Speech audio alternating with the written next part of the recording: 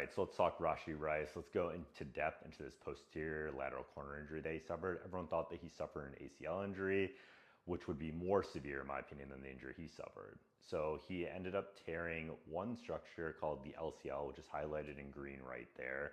But there's a couple other structures. That's the popliteus tendon right there that's also responsible for the posterior lateral corner.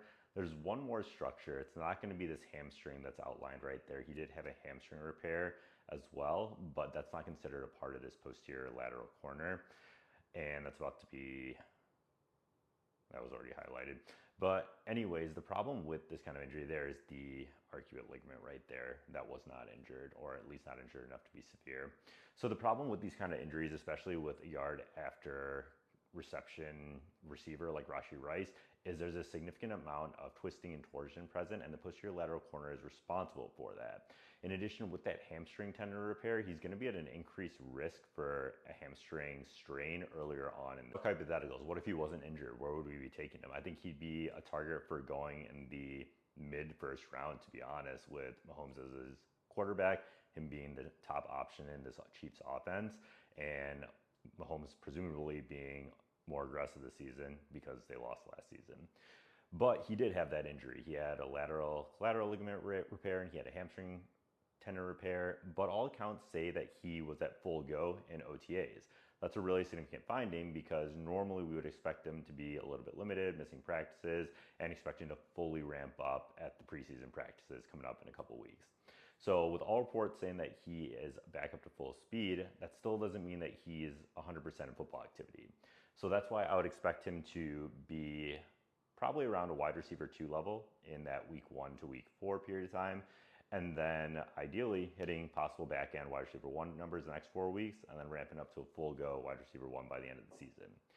When we take into account the possible handicap of injury risk, that drops him from the first round into the third round for me. And I think the second round is too much of a reach. Anything after the third round is considered a steal. So the posterior lateral corner, even though he was full go in OTAs, that still doesn't put live gameplay, which still puts a lot more rotational stress on there. So what's the risk of a repeat soft tissue injury, like a hamstring strain with a hamstring repair? It's about 20% in those first 4 to 5 weeks of the season. And then in terms of posterior lateral corner instability, that's a little bit lower. That's only about 10% risk. And then as the season goes on, obviously that risk lowers.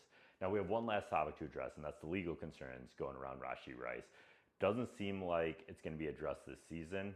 Not to comment on anything specifically going on with it, but it seems like all reports point to the fact that this will be delayed until the 2026 season. So I wouldn't be too stressed about that impacting his draft value, although others might be, and allow you to grab him for a value price. Once again, if you see him in that 4th round, he's a must. There aren't too many player comps to go over, but the comparisons of players that went over the same kind of injury of the posterior lateral corner was Casey Hayward and Jimmy Smith, and he's ahead of both of those in his timeline for recovery. Another player that suffered an ACL injury, which is Chris Godwin, he was drafted around the wide receiver 16, and he ended up finishing the wide receiver 20, but like I said before, this injury isn't as severe, so I expect a better outcome.